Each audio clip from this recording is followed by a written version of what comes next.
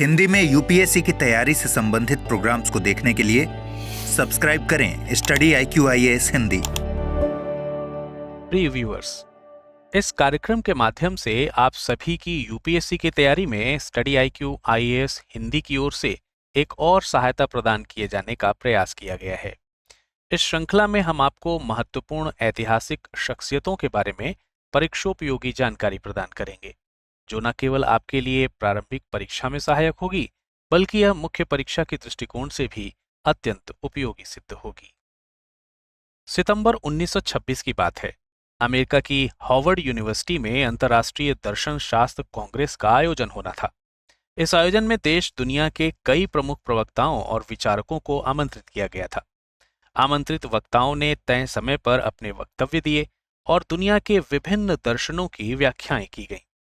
इन्हीं में से एक भारतीय वक्ता भी आमंत्रित थे और उनकी जब बारी आई तो उन्होंने पश्चिमी यानी वेस्टर्न शैली में भारतीय दर्शन यानी इंडियन फिलॉसफी की व्याख्या की और पूरा सभागार उनकी समझ और भारतीय दर्शन का कायल हो गया। और यहां तक कि अगले दिन वहां के अखबारों की सुर्खियों में उनका ही व्याख्यान छाया रहा। तो ये सुनकर अब तक आप समझ ही गए होंगे कि हम किसकी बात करने जा रहे हैं। अरे नहीं, आप कहीं स्वामी विवेकानंद को तो नहीं समझ बैठे, क्योंकि स्वामी विवेकानंद का वक्तव्य तो 1893 में शिकागो में किया गया था। मगर हम जिनके बारे में बात कर रहे हैं उनके जन्म दिवस को हम शिक्षक दिवस के रूप में मनाते हैं। जी हाँ, अब आप सही समझ रहे हैं, हम बात करेंगे डॉक्टर सर्वपल्ली राधाकृष्णन जी के बारे में। नमस्कार, मेरा नाम है विरत दुबे और आज हम शिक्षक दिवस के इस पावन अवसर पर बात कर रहे हैं डॉक्टर सर्वपल्ली राधाकृष्णन के बारे में। सर्वपल्ली राधाकृष्णन, निश्चित रूप से आप सब ने ये नाम तो बार बार सुना होगा, लेकिन क्या आपको मालूम है कि उनके नाम के आगे सर्वपल्ली नाम क्यों लगा है? जनरली लोग अपने नाम के आगे अपने पिता का नाम लगाते हैं, पर सर्वपल्ली नाम उनके पिता का नहीं बल्कि उनके गांव का है। 5 सितंबर 1988 को डॉक्टर सर्वपल्ली राधाकृष्णन का जन्म तत्कालीन मद्रास, जिसे हम आज चेन्नई के नाम से जानते हैं, वहां से 40 किलोमीटर दूर तमिलनाडु में आंध्र प्रदेश से सटी सीमा के नजदीक तिरुतन्नी में हुआ था। एक मध्यम वर्गीय ब्राह्मण परिवार से जन्मे राधाकृष्णन के पिता श्री वीर समैया उस दौरान तहसीलदार हुआ करते थे। प्रेसिडेंट ऑफ इंडिया 1950 से 2003 के लेखक जनक राज जय लिखते हैं कि हिंदू रीति रिवाजों का पालन करने वाला ये परिवार मूल रूप से सर्वपल्ली नाम के गांव से था। राधाकृष्णन के दादाजी ने गांव छोड़कर तिरुतन्नी में बसने का फैसला ले लिया था। भूमि नापजोक कर्मचारी के घर में जन्मे राधाकृष्णन शुरुआत में विज्ञान विषय के साथ अपनी पढ़ाई करने के लिए इच्छुक थे, मगर नियति ने उनके लिए कुछ और ही सोच रखा था। 12वीं की परीक्षा के बाद राधाकृष्णन अपने एक रिश्तेदार से मिलने के लिए मद्रास गए हुए थे। वहां उन्होंने वेदांत दर्शन पर एक किताब देखी और स्वभाव से पढ़ाकू किस्म के राधाकृष्णन उस किताब को पूरा पढ़ गए। राधाकृष्णन जी के दिलो दिमाग पर अब इस किताब का बहुत गहरा असर हो चुका था। विज्ञान विषय के साथ अपनी उच्च शिक्षा को पूरी करने की हसरत पाले राधाकृष्णन ने अब अपना इरादा बदल लिया था और अब वो दर्शन शास्त्र विषय के साथ अपनी आगे की पढ़ाई करना चाहते थे। तो इस तरह हम कह सकते हैं कि दर्शन शास्त्र को उन्होंने नहीं बल्कि दर्शन शास्त्र ने उन्हें चुना था। आगे स्नातक की पढ़ाई के लिए राधाकृष्णन ने मद्रास क्रिश्चियन कॉलेज में दाखिला हासिल किया। इस दौरान उन्होंने वेदांत दर्शन पर विशद अध्ययन भी किए और भारतीय दर्शन को सामयिक परिप्रेक्ष्य में समझने की पूरी कोशिश की। दर्शन शास्त्र में ही परास्नातक करने के बाद वो मद्रास प्रेसिडेंसी कॉलेज में एक सहायक प्रोफेसर के रूप में नियुक्त भी हो गए और वर्ष 1918 में उनका तबादला मैसूर के महाराजा कॉलेज में पढ़ाने के लिए हुआ। इसी बीच उन्होंने दर्शन पर 2 किताबें लिखी, the philosophy of the Rabindranath Tagore और the reign of religion in contemporary philosophy. फिर वर्ष 1921 में महाराजा कॉलेज मैसूर से उनका तबादला कोलकाता यूनिवर्सिटी में पढ़ाने के लिए हुआ। शिक्षण कार्य से इतर राधाकृष्णन विभिन्न अंतर्राष्ट्रीय शिक्षण संस्थानों में भारतीय दर्शन पर व्याख्यान भी देते थे। राधाकृष्णन ने अद्वैत वेदांत की सामयिक समझ के साथ पुनर्व्याख्या भी की थी। इससे अद्वैत वेदांत का सरलीकरण हुआ और ये भारत के बाहर के लोगों को भी समझ में आया। राधाकृष्णन के वेदांत दर्शन और उनकी व्याख्या से संबंधित किस्सा तो मैंने आपको शुरुआत में ही बता दिया था, लेकिन एक और मजेदार किस्सा महाराजा कॉलेज का भी है। तो हुआ ये कि 1921 में जब वो मैसूर यूनिवर्सिटी छोड़कर कलकत्ता यूनिवर्सिटी जा रहे थे तो वो काफी ज्यादा भावुक हो गए। और इतना ही नहीं, छात्रों ने उनकी विदाई को भी काफी खास बना दिया था। महाराजा कॉलेज मैसूर के छात्रों ने उनके लिए फूलों से सजी बग्घी लगाकर सभागार के बाहर लाकर खड़ी कर दी थी। जब वो यूनिवर्सिटी से बाहर निकले तो बग्घी देखकर चौंक गए। बग्घी में घोड़े नहीं लगे थे। इसे देखकर वो आश्चर्यचकित हुए। उनके बाहर आने के बाद कुछ छात्र बाहर आए तो हाथों से बग्घी को खींचने लगे। इस तरह छात्रों ने अपने सबसे प्रिय शिक्षक को मैसूर रेलवे स्टेशन तक पहुंचा दिया। आज उन्हीं डॉक्टर सर्वपल्ली राधाकृष्णन की बर्थ एनिवर्सरी है, जिसे हम सब शिक्षक दिवस के रूप में मना रहे हैं। भारत के प्रथम उपराष्ट्रपति और दूसरे राष्ट्रपति डॉक्टर सर्वपल्ली राधाकृष्णन अपनी राजनीतिक शख्सियत से इतर एक महान शिक्षक भी थे। इसलिए उनके जन्म दिवस यानी 5 सितंबर को प्रतिवर्ष शिक्षक दिवस के रूप में मनाया जाता है।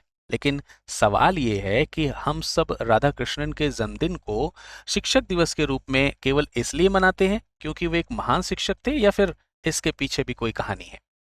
तो जी हाँ, इसके पीछे भी एक दिलचस्प किस्सा है। ये बात है वर्ष 1962 की, जब डॉक्टर सर्वपल्ली राधाकृष्णन भारत के दूसरे राष्ट्रपति के रूप में निर्वाचित किए गए थे और उनका निवास दिल्ली स्थित राष्ट्रपति भवन बन चुका था। इसी दरमियान उनके जन्मतिथि की तारीख यानी 5 सितंबर आने को थी। इससे कुछ दिन पहले ही उनके कुछ दोस्तों और उनके कुछ प्रिय छात्रों ने उनसे उनका जन्मदिन मनाने का निवेदन किया। इस पर वो कहते हैं कि यदि उनके जन्मदिन को वार्षिक शिक्षक दिवस के रूप में मनाया जाए तो ये उनके लिए बेहद सौभाग्य की बात होगी। उनके चाहने वालों ने ठीक वैसा ही किया। तब से वार्षिक तौर पर 5 सितंबर को शिक्षक दिवस मनाने की शुरुआत हो गई। बाद में इस दिन को राष्ट्रीय शिक्षक दिवस के रूप में मनाया जाने लगा।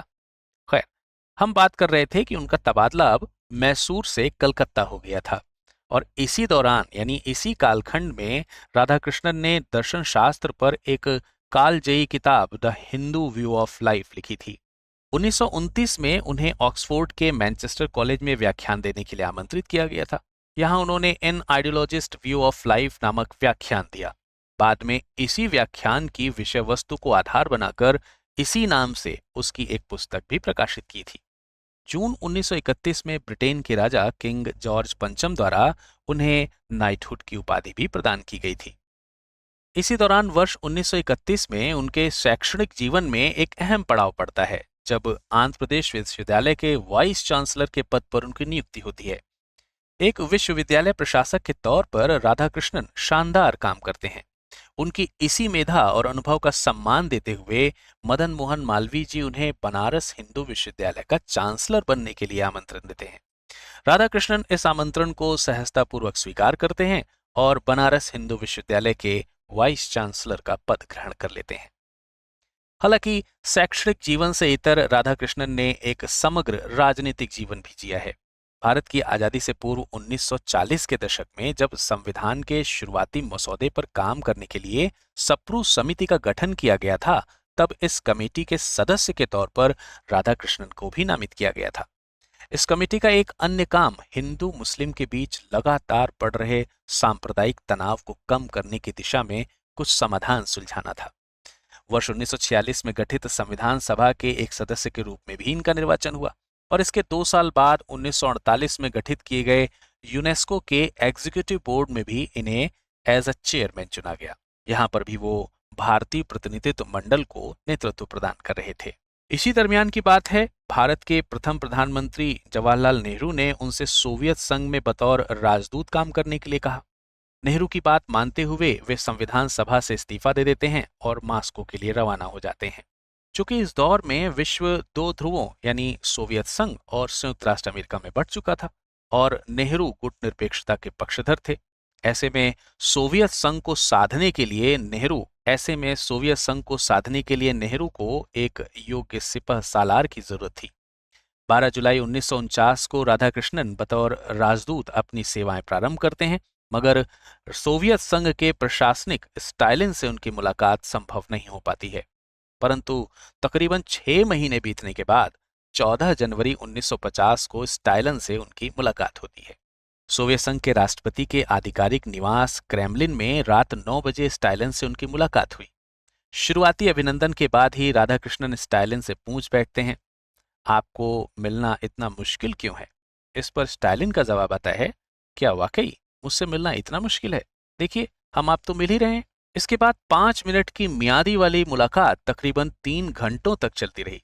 बाद में इस मुलाकात के अनुभवों को अपने सहयोगियों से साझा करते हुए राधाकृष्णन ने एक बार कहा भी था कि तुम लोग स्टालिन को सख्त मिजाज मानते हो, मगर मैंने तो उनसे मुलाकात और बातों ही बातों में उनके बाल तक सहलाए और उन्होंने अपनी भौं तक नहीं उठाई। वर्ष 1952 में राधाकृष्णन भारत के उपराष्ट्रपति के रूप में निर्वाचित होते हैं। उपराष्ट्रपति के तौर पर अपने दूसरे कार्यकाल में वो चीन की यात्रा पर जाते हैं। चूंकि इस दौर में चीन के साथ साथ भारत सीमा विवाद, भारत चीन आपसी रिश्तों के तनाव की बहुत वजह बन चुका था। ऐसे में भारत के उपराष्ट्रपति की यात्रा अंतर्राष्ट्रीय संबंधों के लिहाज से बेहद महत्वपूर्ण थी। करीब 8 बजे चीनी प्रीमियर के अधिकारी निवास चुंगनांग हाई में भारत के उपराष्ट्रपति सर्वपल्ली राधाकृष्णन को और चीनी प्रीमियर माओ त्से तुंग की मुलाकात को तय किया गया। इसी मुलाकात के दौरान राधाकृष्णन ने चीनी प्रीमियर के गाल थपथपा दिए। इसके बाद माओ त्से तुंग के चेहरे के भाव पढ़ते हुए उन्होंने कहा, आप चिंता न करें प्रीमियर साहब, मैंने स्टालिन और पोप के साथ भी ऐसा ही व्यवहार किया था। एक महान शिक्षक और कुशल राजनेता सर्वपल्ली राधाकृष्णन वर्ष 1962 में भारत के दूसरे राष्ट्रपति बनते हैं। उनके राष्ट्रपति काल में ही भारत के 2 प्रधानमंत्रियों यानी जवाहरलाल नेहरू और लाल बहादुर शास्त्री की मृत्यु हुई और भारत ने 2 भीषण युद्ध, वर्ष 1962 का भारत चीन युद्ध और वर्ष 1965 का भारत पाकिस्तान युद्ध की विभीषिका भी झेली। वर्ष 1967 में राष्ट्रपति के तौर पर अपने कार्यकाल की समाप्ति के बाद उन्होंने राजनीतिक जीवन से थोड़ी दूरी बना ली थी। हालांकि अब भी वो सामाजिक कार्यों में संलग्न थे। इसी उद्देश्य के साथ उन्होंने हेल्पेज इंडिया नामक संगठन भी बनाया था, जो वृद्धजनों की देखभाल करता था। एक श्रेष्ठ शिक्षक और कुशाग्र राजनीतिज्ञ सर्वपल्ली राधाकृष्णन ने चेन्नई, तमिलनाडु में 17 अप्रैल 1975 को अंतिम सांस ली। भारत के राष्ट्रपति के तौर पर अपनी सेवा देने के साथ ही एक महान दर्शन शास्त्री के तौर पर राधाकृष्णन हमेशा याद किए जाते रहेंगे। इस संदर्भ में अमेरिकी शिक्षक पॉल ऑर्टियो शिलिप का एक कथन उल्लेखनीय है कि राधाकृष्णन पूर्व और पश्चिम के बीच एक जीवन सेतु की तरह हैं। आशा करते हैं आज का ये शख्सियत कार्यक्रम आपको काफी पसंद आया होगा और इस भाग में आपने बहुत सारी चीजें सीखी होंगी। फिर मुलाकात करेंगे इसी तरह की किसी नई शख्सियत के साथ। तब तक आप अपना ख्याल रखिए। धन्यवाद। हिंदी में यूपीएससी की तैयारी से संबंधित प्रोग्राम्स को देखने के लिए सब्सक्राइब करें स्टडी IQ IAS हिंदी।